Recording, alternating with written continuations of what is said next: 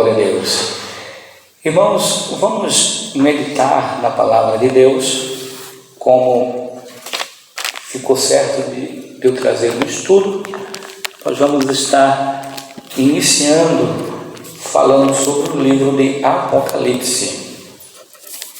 E vamos dar uns estudos sequentes sobre este livro. Eu tenho certeza que todos nós iremos nos enriquecer com a palavra de Deus. Eu quero só reler aqui, irmãos, o texto que nós lemos. Eu gosto sempre de ler, porque é bom a gente ler para tomar como base, ter uma direção do que nós estamos falando e sobre o que nós estamos falando. Quantos estão lembrados? Aonde?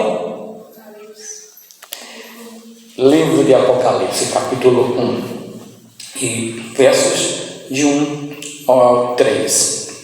Diz assim: revelação de Jesus Cristo, a qual Deus lhe deu para mostrar aos seus servos as coisas que em breve devem acontecer, e que ele, enviando seu anjo, deu a conhecer ao seu servo e o testemunho de Jesus Cristo, quanto a tudo o que ouviu.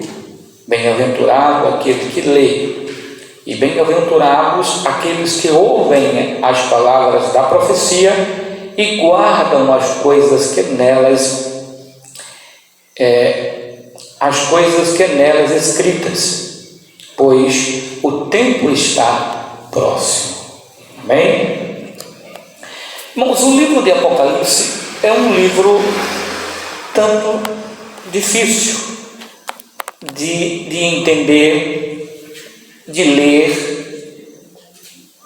Eu não digo nem de ler, porque ler a gente lê qualquer coisa, mas ele é um livro complexo de entender, e essa complexidade às vezes nos afasta desse livro, pela dificuldade que temos ao lê-lo para entendê-lo.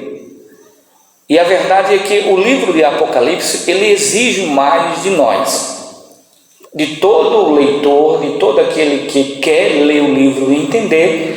Obviamente que ele vai exigir mais. Assim como muitas vezes a gente lê uma parábola, você lê uma passagem literal da Bíblia, e a passagem literal da Bíblia você vai entender bem. Por exemplo, eu vou dar um exemplo. Quando na Bíblia mostra que Maria engravidou, nós entendemos que Maria engravidou. Mas quando chega a questão da concepção dela, da gestação dela, como foi que Maria engravidou, mesmo ela não tendo relação com o homem, como foi que ela engravidou? Veja que isso já exige de nós um esforço maior, e é óbvio que isso já vai além da compreensão humana. Humanamente nós não temos como entender, ou temos? Não temos. Outra passagem bíblica são as parábolas. E quando a gente lê uma parábola, e a parábola sempre quer dizer alguma coisa, vai nos fazer o quê? Nos levar a nos esforçar mais para compreendermos, diferentemente do versículo João 3,16, porque Deus amou o mundo de tal maneira que deu seu Filho. É muito fácil entender essa, Jesus veio, morreu por nós já entendemos. Mas quando a gente chega nas parábolas, que exigem mais de nós, ou algumas passagens que exigem mais de nós, às vezes nos relaxamos.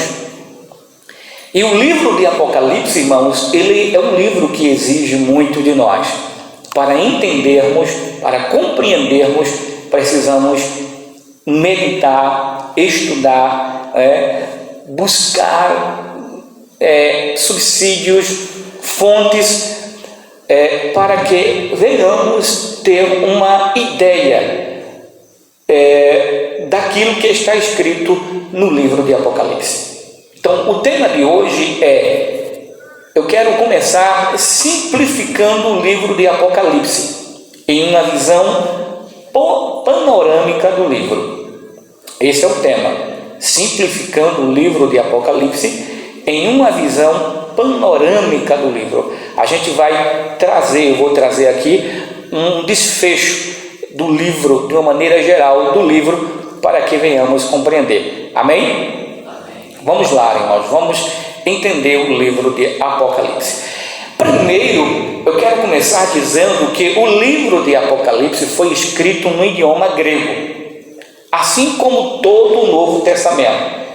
É bom nós entendermos que todo o Novo Testamento ele foi escrito na língua grega, assim como o livro que nós estamos iniciando a estudar, o livro de Apocalipse. Existia, na verdade, o grego clássico e o grego koiné. O grego clássico, na verdade, ele era mais falado entre os nobres, entre os imperadores. E o grego koiné era o grego o grego da massa. Da maioria das pessoas falavam o grego koiné. É semelhante à nossa linguagem aqui brasileira. Existe a linguagem culta, que é a linguagem formal, e existe a linguagem informal. A linguagem culta nem todo mundo sabe falar, não é verdade? E a linguagem informal todo mundo fala e todo mundo entende um ao outro.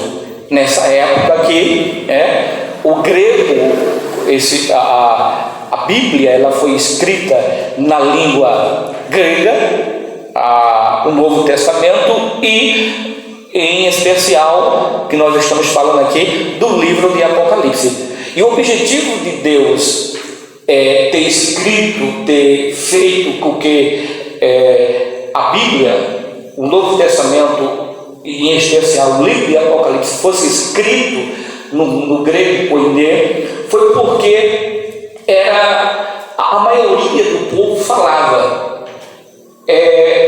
Era mais fácil. Quem falava o grego clássico falava o grego koiné, mas nem todos que falavam o grego koiné falavam o grego clássico. Aí veja a ideia de Deus, como Deus vai além da imaginação do homem, vai além da capacidade humana.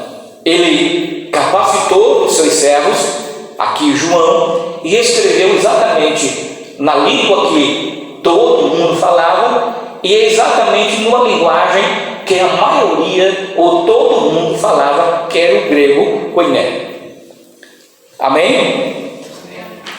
Que a Bíblia não foi escrita no latim, até porque o latim era a língua do Império Romano e era também uma língua oficial para comunicações imperiais. Nessa época, o Império Romano já dominava o mundo antigo. Logo vem a imaginação, talvez, o pensamento de alguns irmãos, porque a Bíblia não foi escrita em latim, já que Roma estava imperando no mundo antigo, né?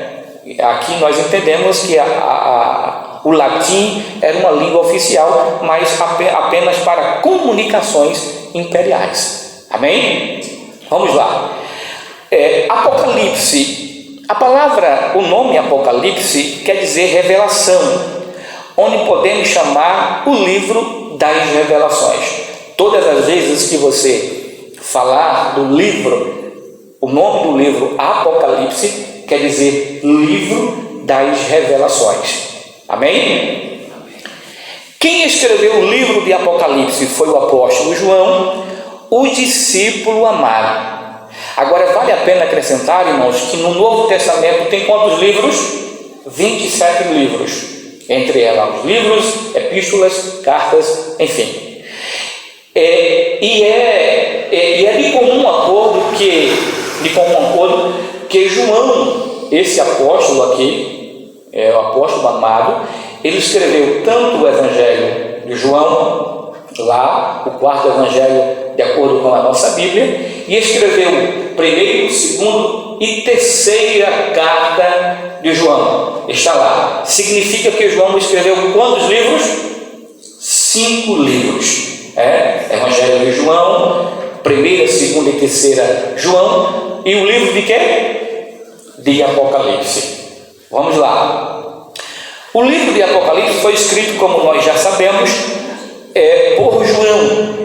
E ele foi escrito, irmãos, por volta do ano 91 a 95.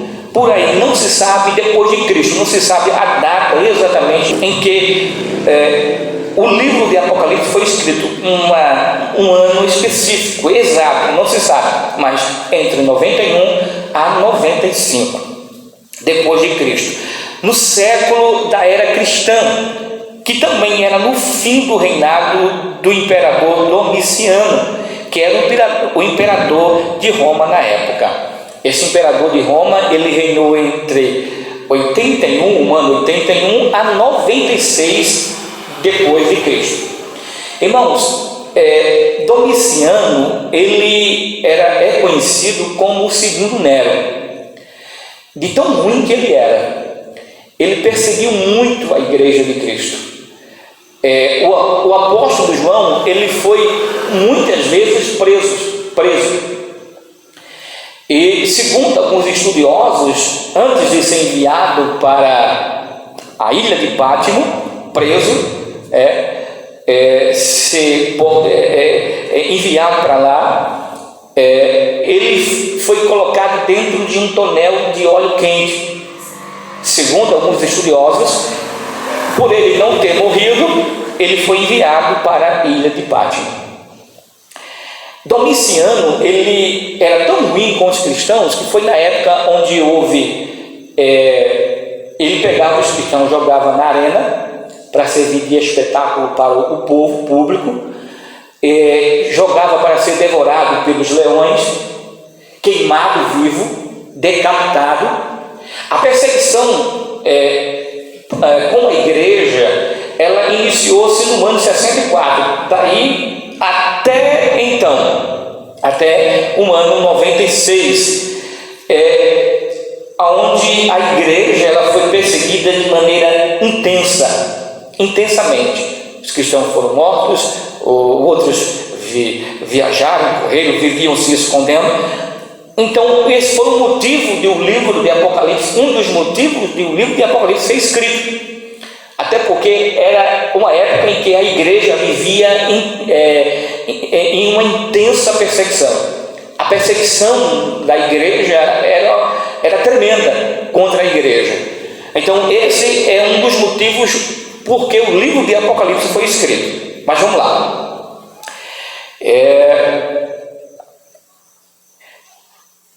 Quando o apóstolo João escreveu o livro de Apocalipse, ele estava preso na ilha de Patmos. E a ilha de Patmos é residente no mar Egeu meridional, situada a 55 quilômetros da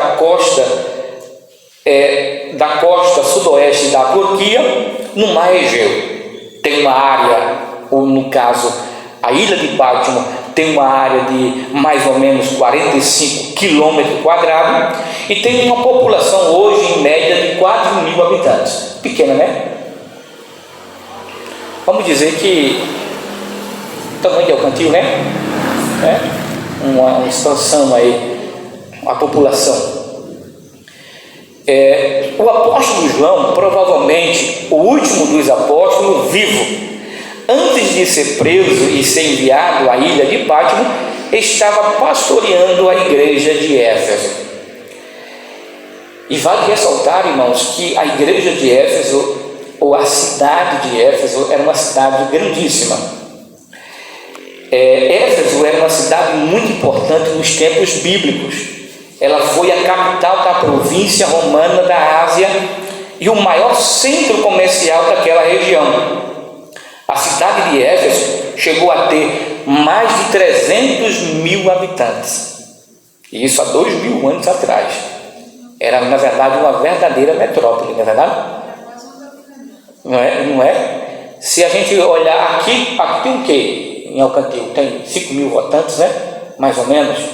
Vamos botar que por família aqui tenha umas 10 mil pessoas. Agora imagina, um exemplo, né? Pode ser menos, pode ser mais. Vamos dizer que aqui em Alcantil tenha 10 mil pessoas. Na cidade de Éfeso tinha mais de 300 mil habitantes. Veja que era uma cidade grandíssima na época. A cidade de Éfeso ficava localizada nas proximidades da costa oeste da Ásia Menor, no mar Egeu, na altura da foz do rio Cáster. Por conta da sua estrutura, importância e população, Éfeso chegou a ser a segunda maior cidade do Império Romano, ficando atrás apenas da cidade de Roma. E onde o apóstolo Paulo, o apóstolo João, era pastor dessa igreja. Quem fundou essa igreja foi o apóstolo Paulo. E Timóteo também pastoreou essa igreja, mas aqui quem era o pastor da época era o apóstolo João.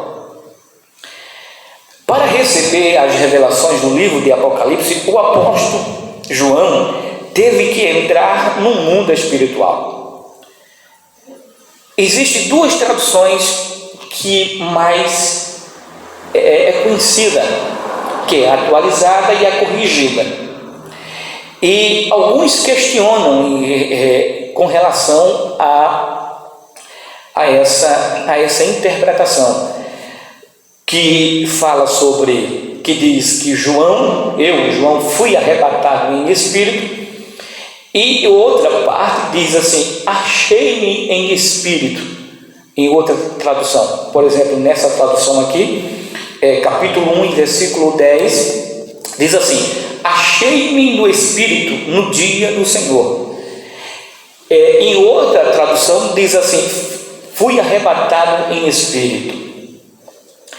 Irmãos, a verdade é que o apóstolo João teve que entrar no mundo espiritual. Independente dele ser arrebatado, se a tradução está errada ou não, não importa. O importante é que João, ele entrou no mundo espiritual e recebeu a revelação de Deus. Não importa se ele foi achado no espírito, se ele foi arrebatado no espírito, não importa. Como foi que ele entrou, como foi que ele recebeu esta revelação. Mas ele entrou no mundo espiritual. Alguns críticos dessas Bíblias, dessas traduções, de fato tem alguns erros de traduções, eles dizem que João, essa passagem bíblica está errada, essa tradução está errada. João não foi arrebatado no espírito, nem ele foi, nem tampouco ele se achou em espírito. Não importa, irmão, o importante é que o apóstolo João, ele entrou no mundo espiritual para receber esta revelação. E a gente encontra que foi necessário que ele entrasse algumas vezes, e algumas vezes ele entrou no mundo espiritual para receber esta revelação. A primeira passagem que nós lemos é exatamente em Apocalipse capítulo 1 e versículo 10, que diz assim, achei-me no espírito no dia do Senhor, e ouvi atrás de mim uma voz forte como de trombeta, dizendo, escreve no livro o que você vê e mande-o às 7 igrejas, Éfeso, Esmirna, Pérgamo, Tiatira, Sardes, Filadélfia e Laodiceia. A outra passagem bíblica que mostra que João teve que entrar no mundo espiritual para receber essas revelações,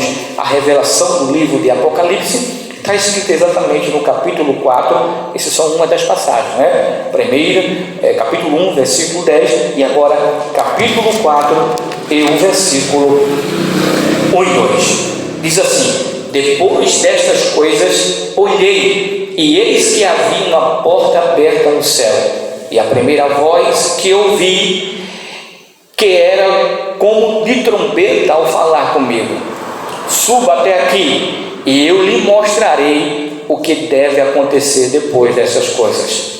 E imediatamente eu me achei no Espírito, achou no espírito. Em outra tradução diz: fui arrebatado em espírito, e eis que havia um trono armado no céu, e alguém estava sentado no trono.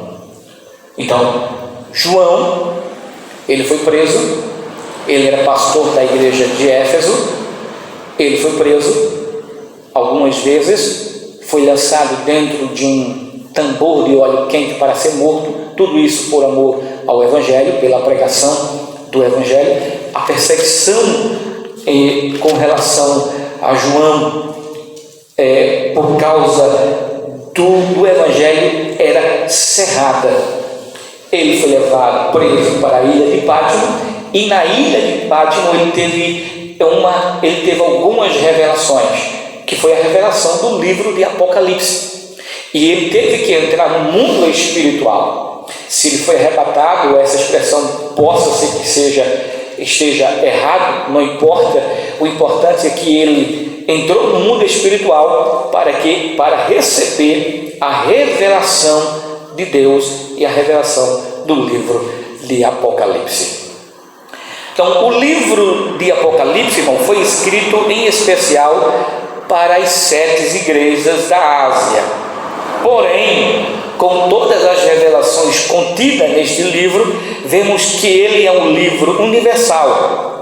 As revelações nele revelado serviu para as igrejas de todas as épocas, inclusive para nós hoje. Quer ver uma passagem? É a passagem mesmo que nós lemos. Apocalipse capítulo 1, versículo 1 a 3. A gente vê que a revelação, olha o que diz: revelação de Jesus Cristo. Não é uma revelação de Paulo, de João, de Pedro, de alguém específico ou para alguém específica, mas uma revelação de Jesus Cristo, a qual Deus lhe deu para mostrar aos seus servos as coisas que em breve devem acontecer. Quem aqui é servo do Senhor? Todos nós, irmãos. A igreja de Cristo em todas as épocas são servos do Senhor.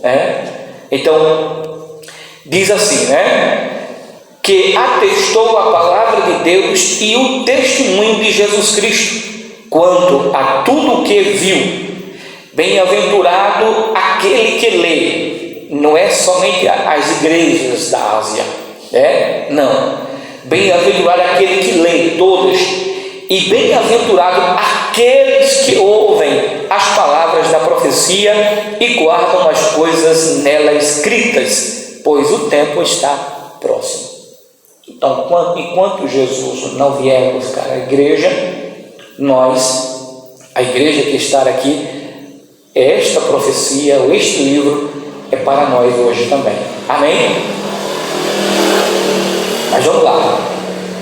O livro de Apocalipse tem sido estudado, irmãos, de acordo com 4 metodologias de interpretação. Ou seja, existem algumas escolas de teologia que têm uma visão diferente uma da outra com relação ao livro de Apocalipse. Nem todas têm o mesmo pensamento, nem todas têm o mesmo entendimento. São elas as escolas teológicas, segmentos teológicos, metodologias de interpretação, que vem do preterismo, futurismo, idealismo e historicismo. Eu vou falar aqui para os irmãos, cada uma delas, qual é a visão em relação a esse livro de Apocalipse, em relação à visão dela como um todo. Primeiro eu quero falar sobre os preteristas. Os preteristas acreditam que o Apocalipse se restringe ao primeiro século. Dessa forma, as perseguições imperiais romanas seriam um único objeto de preocupação do autor do livro. A escola de teologia que segue a linha que são os preteristas, ela diz que o livro de Apocalipse só serviu para os irmãos daquela época, não serve para nós hoje. Então, tudo que nela foi escrito no livro que foi escrito, só serviu para os irmãos do primeiro século, não serve para a atualidade. Essa é a visão da escola de teologia, que são os preteristas. Tem também os futuristas. Por sua vez, os futuristas têm no Apocalipse um livro essencialmente escatológico, tratando dos eventos mais eminentes, que é a segunda vinda de Cristo.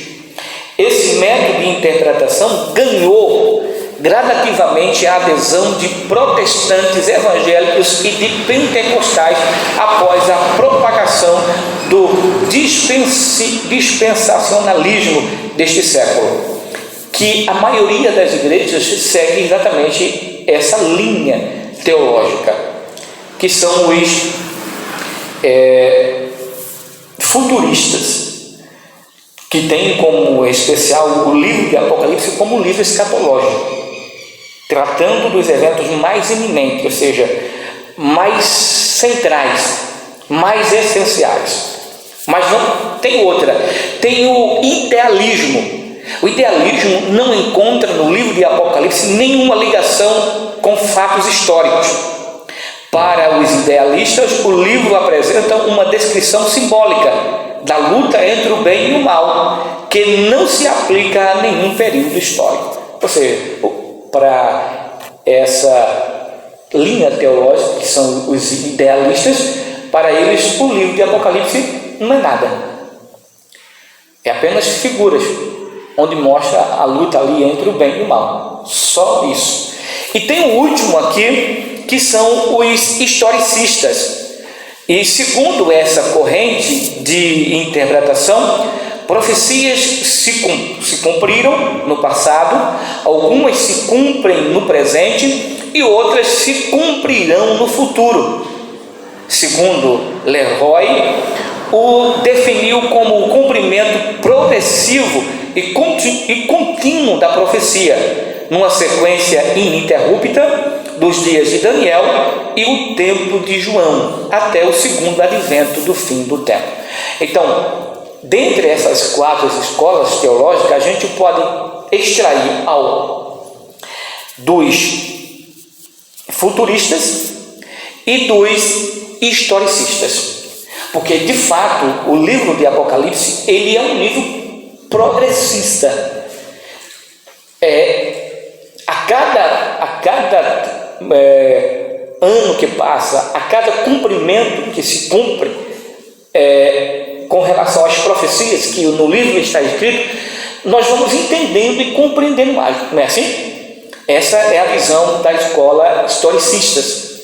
E os futuristas, que algumas igrejas têm, ela tem como objetivo apenas algumas partes importantes da Bíblia, do livro de Apocalipse. Nem toda a parte são importantes, mas tanto das escolas futuristas como historicistas, a gente pode extrair algo para nós, para que a gente possa complementar, uma pode complementar a outra com relação ao livro de Apocalipse. Algumas coisas que precisamos entender e compreender no livro de Apocalipse. Amém, irmãos?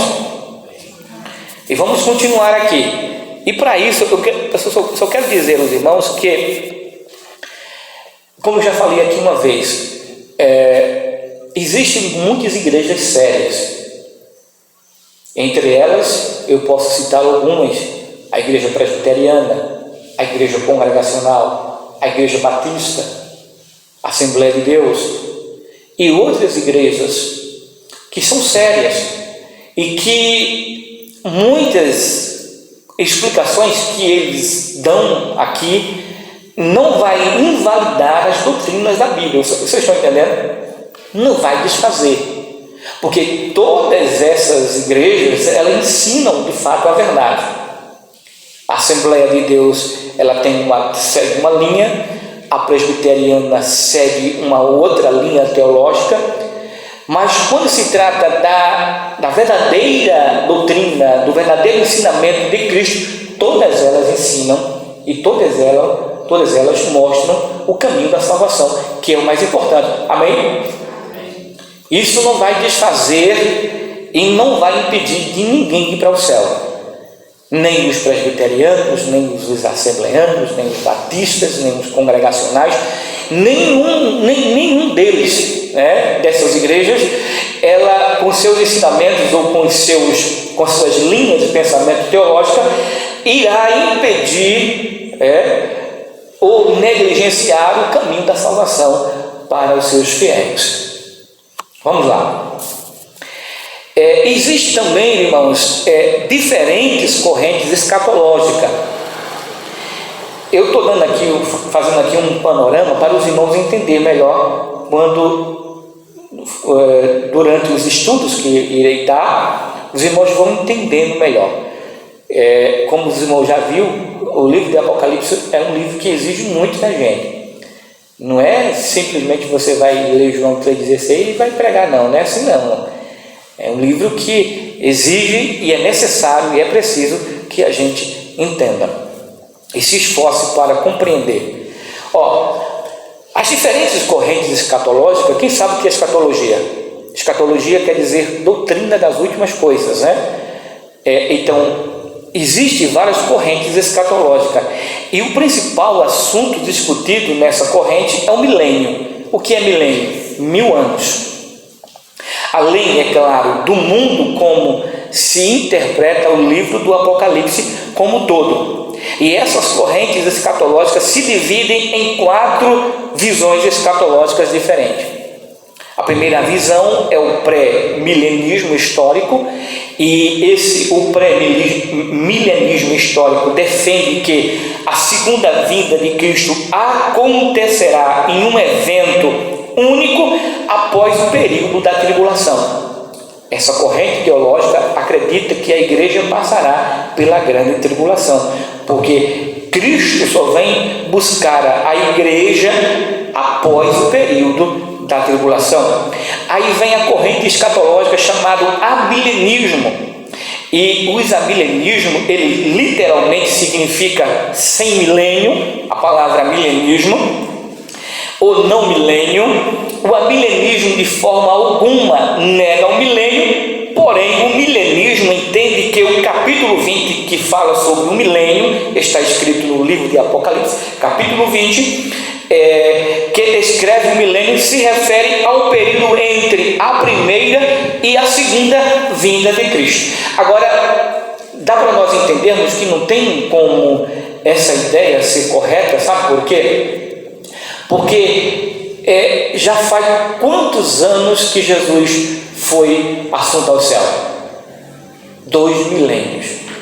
Então, essa ideia, que é a ideia do milenismo, ele diz que o período do milênio, ela se resume exatamente na primeira e na segunda vinda de Cristo, ou seja, 1 milênio para Jesus voltar, ou seja, Jesus já deveria ter vindo, há 1000 anos atrás, porque segundo a ideia deles é que o milênio está baseado, restrito exatamente entre a primeira e a segunda vinda de Cristo. Aí vem outra corrente chamada pós-milenismo. A visão pós-milenista acredita que a segunda vinda de Cristo ocorrerá após o milênio. A igreja passará pela tribulação e após, como diz assim, após o milênio, após 1000 anos, é que Jesus vem. Dentro do próprio pós-milenismo existem diferentes opiniões sobre esse período milenar.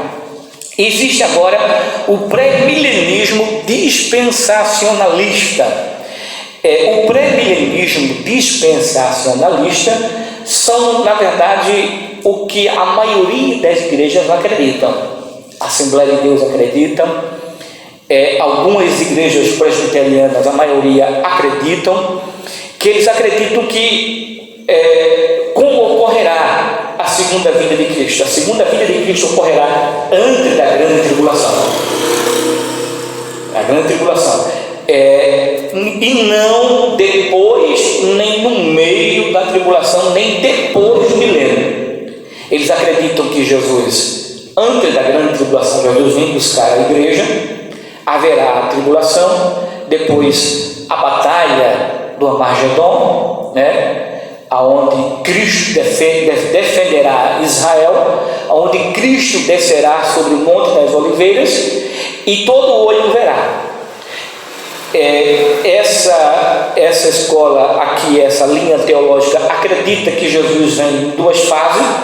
A primeira fase, Jesus vem, nem todo mundo verá, são duas fases. Na segunda, todo olho verá, todo mundo vai conhecer Jesus, onde ele vai julgar as nações e vai implantar o reino milenar. Essa é a escola, é a linha escatológica chamada pré-milenismo dispensacionalista. É nessa que eu acredito. Eu não acredito, irmãos, que a igreja passará pela grande tribulação. Se a Bíblia está dizendo, olha só, a Bíblia diz, quando o Senhor vier, achará fé na terra? Não é assim que diz a passagem bíblica? Quando o Senhor vier, achará fé na terra? Em Mateus 24 diz assim, olha, se esses dias não fossem abreviados, até os escolhidos fariam o quê? Iriam se perder.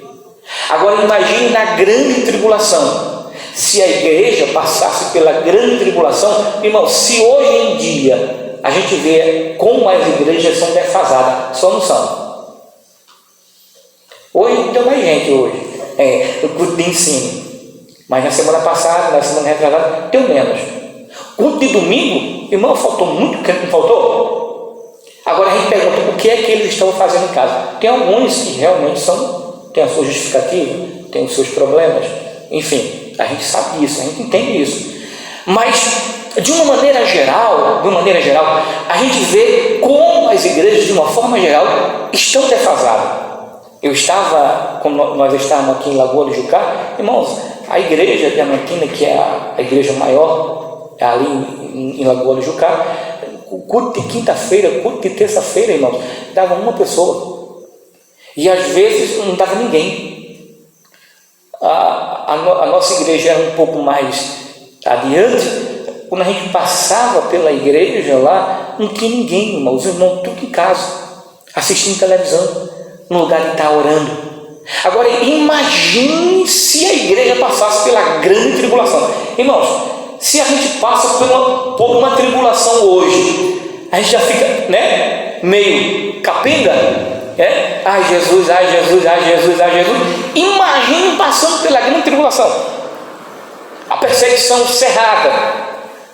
E olha, irmãos, que não é fácil passar por problema. Imagine uma perseguição onde a igreja, onde você não pode cultuar, onde você não pode se declarar cristão, onde você é perseguido, onde vem a marca da besta, que nós vamos estudar sobre isso. Você tem que ter, se não tiver, você não compra, você não vende, você não vive. Veja que não é fácil. Imagine se a igreja passasse por isso. Nem todo mundo é Jó, irmãos. A igreja não é Jó. A igreja não é Jó. Jó passou um sofrimento terrível, mas a igreja não é Jó. A igreja é a igreja. É composta por vários membros, muitos membros. E nem todo mundo pensa igual. Mas vamos lá. Agora, irmãos, vamos entrar na divisão do livro de Apocalipse. Lembre-se que nós estamos dando aqui apenas um panorama do livro de Apocalipse. E agora nós vamos entrar exatamente nas divisões, a divisão do livro de Apocalipse, que eu quero dividir exatamente o livro de Apocalipse, irmãos, em 5 sessões. A primeira sessão é a introdução. A segunda sessão é as exortações às 7 igrejas. A terceira sessão são as visões celestiais. A quarta sessão são exortações finais e a quinta, bênção de encerramento. E na primeira sessão vem a introdução. Aí na introdução tem o que? Tem o prólogo, que é do capítulo 1, verso 1 a 3. Esse que nós lemos, que fala sobre o livro. O objetivo desses versículos que nós lemos, ele tem como objetivo introduzir, explicar sobre o que o livro vai ser discorrido. Você está entendendo? Então, no capítulo 1, do versículo 1 ao versículo 3, o livro ele explica, ele está dizendo, essa parte aqui está dizendo do que o livro de Apocalipse vai ser tratado. Do capítulo 1, do versículo 4 ao versículo 8, fala das saudações e louvor, aonde enaltece e engrandece a Jesus Cristo. Do capítulo 1, do versículo 9 ao versículo 20, fala da visão de Cristo como juiz. E isso é deixando de falar como Jesus, deixando de falar como advogado e falando como juiz. Aqui no livro de Apocalipse já mostra Jesus como juiz e não simplesmente como advogado, como diz a Bíblia em primeira carta de João, capítulo 2 e versículo 1, que diz que Jesus é o nosso advogado. E na carta de Paulo a Timóteo, na primeira carta de Paulo a Timóteo, capítulo 2, versículo 5, diz que Jesus ele é o nosso intercessor, nosso mediador. Mas aqui, nesses versículos que vocês hão de observar, Jesus não está mais como advogado, nem como intercessor, nem mediador. Ele está como juiz. Veja que a expressão aqui do capítulo 1, verso 9 ao verso 20, diz assim: eu, João, irmão e companheiro de vocês na tribulação, no reino e na perseverança em Jesus, estava na ilha de Patmos por causa da palavra de Deus e do testemunho de Jesus Cristo. Achei-me no Espírito no dia do Senhor. Aí nós vamos estudar isso com mais detalhe durante os estudos que eu vou estar dando.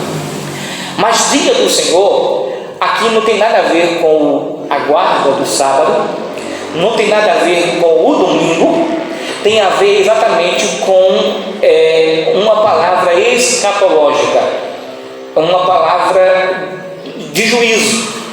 Ele está aqui para julgar e não para defender. Qual é o papel do advogado? É o quê? Defender. Agora, qual é o papel do juiz? Julgar e sentenciar. Veja que a expressão aqui, dia do Senhor, não tem nada a ver com a guarda do sábado, com o domingo, não tem nada a ver com doutrinas de quem vai guardar o sábado, de quem vai guardar o domingo, porque o domingo agora é o dia do Senhor, ou o sábado. Mas, obviamente, pode ter um duplo sentido aqui, e isso nós vamos explicar mais na frente. Amém? Mas vamos lá. Segunda parte fala sobre exortações às 7 igrejas, aonde Jesus mostra aqui nesta passagem, que vai do capítulo 2 ao capítulo 3, onde Jesus mostra qualidades e defeitos das igrejas. Vamos repetir? Qualidades e defeitos. Vamos lá? Qualidades e defeitos. Do capítulo 2 ao capítulo 3, Jesus fala sobre exortações às 7 igrejas, onde ele mostra as qualidades e os defeitos da igreja. Aí a gente vê aqui no capítulo a igreja de Éfeso, que é exatamente essa exortação são para as 7 igrejas. São elas a igreja de Éfeso, a igreja de Esmirna, Pérgamo, Tiatira, Sardes, Filadélfia e a igreja de Laodiceia. Na igreja de Éfeso, que vai do capítulo 2 e versículo 1 ao versículo 7, são 7 versículos, nós vamos ver do capítulo 2 ao do versículo 2 ao versículo 4, onde Jesus mostra a qualidade e os seus defeitos. A sua exortação diz assim: conheço as obras que você realiza, tanto o seu esforço como a sua perseverança. Sei que você não pode suportar os maus e que pôs à prova os que se declaram apóstolos e não são, e descobriu que são mentirosos. Você tem perseverança e suportou provas por causa do meu nome, sem esmorecer. Tenho, porém, contra você o seguinte: você abandonou o seu primeiro amor. Veja que aqui no capítulo, nesses versículos, na igreja de Éfeso, a exortação central é a falta de quê? A falta de amor. Como eu disse no início, que o objetivo dessa exortação é tanto para qualidades e defeitos. E aqui Jesus aqui exorta, mostrando a sua qualidade e mostra o seu defeito. E aqui, conheço as obras que você realmente faz. Você é esforçada, você é perseverante, mas você perdeu o seu primeiro amor. Essa foi a palavra central, de exortação central para a igreja de Éfeso, foi a falta do primeiro amor. Na igreja de Esmirna, eu quero, para a gente terminar e não entrar muito em detalhe, irmãos, porque depois nós vamos estar detalhando cada passagem do livro de Apocalipse para que a gente entenda. Mas a igreja de Esmirna, a exortação central era ser fiel até a morte. A igreja de Pérgamo, a exortação central era o afastamento imediato dos hereges. Deus queria que a igreja de Pérgamo se afastasse dos hereges. Na igreja de Tiatira, a exortação central era o abandono imediato da prostituição. Era uma igreja que alguns membros, alguns fiéis, viviam se prostituindo. E a Bíblia é bastante clara que na igreja aqui de Tiatira, tinha uma tal de profetisa lá, que era uma suposta profetisa, uma mulher espiritual, mas de fato ela era uma prostituta. Ela, na igreja lá, da igreja de Tiatira, ela pregava, ela profetizava, mas ela se prostituía, levava muitos dos irmãos a se prostituírem. Então, o que Deus queria da igreja era que ela abandonasse a prostituição de maneira imediata e não negligenciasse. A igreja de Sardes, irmão, a exortação central era o arrependimento dos pecados. A igreja precisava se arrepender dos seus pecados. Na igreja de Filadélfia, a exortação central era o cuidado e a proteção de Deus sobre a igreja. Deus mostra o seu cuidado, a sua proteção, o seu amor pela igreja, a igreja de Filadélfia. E a última igreja aqui é a igreja de Laodiceia. E a exortação central é sobre a igreja rejeitada. Ou seja, a igreja de Laodiceia era uma igreja rejeitada. Jesus disse: você não é quente e nem fria, é morna. Vomitar-lhe-ei da minha boca. Então, era uma igreja que Jesus não queria. Jesus não quer uma igreja.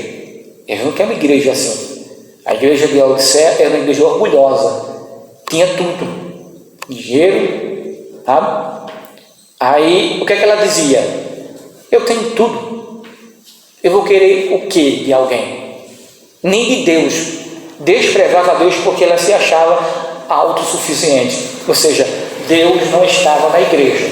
Deus estava fora da igreja. Ela não queria. Era uma igreja autossuficiente. E quando alguém é autossuficiente, irmão, Deus, quando alguém larga Deus, deixa Deus, se acha ao máximo, aí Deus também se afasta dessa pessoa. Deus não quer. Igreja, irmãos, que não coloca Cristo como centro, de tudo, Deus não está nessa igreja. É uma igreja rejeitada. Assim também como tem muita gente que segue os mesmos caminhos da igreja de Laodiceia. São os laudicenses. Assim como tem a igreja Laodiceia, existe também alguns irmãos da igreja que são laudicenses. Se acha autossuficiente. Cristo para ele não é nada. Aí Jesus se afasta dele, porque Jesus não habita, irmãos, em templo, ou Deus não comunga, aonde alguém o despreza. Mas vamos lá. Terceira divisão é a visão celestiais. Visões celestiais. Dentro dessas visões celestiais, nós vamos estudar, porque tem algumas divisões aqui. Eu quero dividir por ciclo, nessas visões celestiais. No primeiro ciclo, fala do pergaminho e dos 7 selos. Faz do capítulo 4, versículo 1 ao capítulo 8 e versículo 1. Onde fala de Deus, fala do rei, fala de Cristo e fala quem é digno de abrir o livro e desatar seus 7 selos. Fala também, abrir os 6 selos, fala do cuidado pelos santos e fala também da abertura do sétimo selo. O segundo ciclo fala de 7 anjos com 7 trombetas, onde tem 7 anjos perante Deus, 6 anjos que sopram as suas trombetas, o cuidado por João e pelas 2 testemunhas, o 7º anjo sopra a sua trombeta. Isso é no segundo ciclo. No terceiro ciclo fala de 7 histórias simbólicas, onde, primeiro, fala de personagens principais, onde o povo de Deus encontra Satanás, onde são expostas 6 histórias simbólicas. E dentro dessas 6 histórias simbólicas, a gente pode encontrar a história do dragão, a história da mulher, a história da besta do mar, que emerge do mar, a história da besta da terra, que é o falso profeta. E onde fala também dos 144 mil, que para os testemunhos de Jeová, quem vai governar e reinar na terra são os 144 mil. E os 3 mensageiros angélicos, Você sabe que tem 3 testemunhas na Bíblia que vêm pregar exatamente no dia, na época da grande tribulação. Haverá essas 3 testemunhas. A Bíblia diz que ela pregam, ela faz milagres. Essas 3 pessoas, testemunhas, elas morrem e depois são ressuscitadas. Nós vamos estudar isso também nesse ciclo aqui, no terceiro ciclo. Fala também do cuidado pelos santos e fala também da 7ª história simbólica, ou seja, como o Filho do Homem se desenvolve. No 4º ciclo fala das 7 taças da ira de Deus, advindas do templo. O 5º ciclo fala do julgamento sobre a Babilônia e a vindicação da igreja. E o 6º ciclo fala da batalha final. E o 7º ciclo fala do reino dos santos e o julgamento final. O 8º ciclo fala da Nova Jerusalém. A 4ª divisão fala das exortações finais, que é no capítulo 22, versículo 6 ao versículo 20. Essas são as exortações finais, onde Jesus começa falando da certeza e do cumprimento da profecia deste livro. Inicia assim: então o anjo me disse, estas palavras são fiéis e verdadeiras. O Senhor, o Deus, o Espírito dos profetas, enviou o seu anjo para mostrar aos seus servos as coisas que em breve devem acontecer. Eis que vem sem demora, bem-aventurado aquele que guarda as palavras da profecia deste livro. Isso vai até o versículo 20. E do capítulo 22 e o versículo 21 fala da bênção de encerramento, que diz assim: a graça do Senhor Jesus esteja com todos nós. Amém? Então, irmãos, por hoje nós vamos encerrar aqui. Vocês viram que é muita coisa, não é? Muita coisa para a gente estudar e muita coisa para a gente guardar. E se a gente for falar tudo, vocês não vão guardar nem um terço. Então, para a gente estudar de maneira seletiva e devagar e vem aprender, no próximo culto de ensino nós vamos estar falando sobre o primeiro capítulo do livro de Apocalipse. Amém? Fiquemos de pé e vamos agradecer ao nosso Deus. Como eu disse, né? Hoje foi simplesmente, irmãos, um resumo, uma simplificação do livro de Apocalipse, que é uma visão panorâmica desse livro. Vamos orar a Deus agradecendo? Senhor, nosso Deus e nosso Pai, nós queremos louvar o Teu nome, queremos agradecer ao Senhor por tudo quanto o Senhor nos concedeu, por estar aqui na Tua presença, por estar aqui diante da Tua presença. Pai, nos conduz em paz para os nossos lares, nos dá um final de semana abençoado, Senhor, diante de Ti, ser com o Teu povo, ser com a Tua igreja, ser com cada um de nós, em nome de Jesus.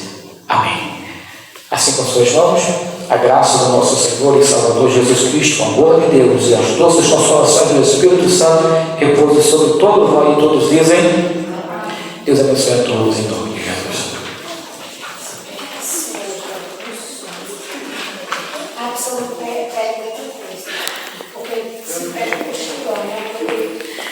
Desliga aqui.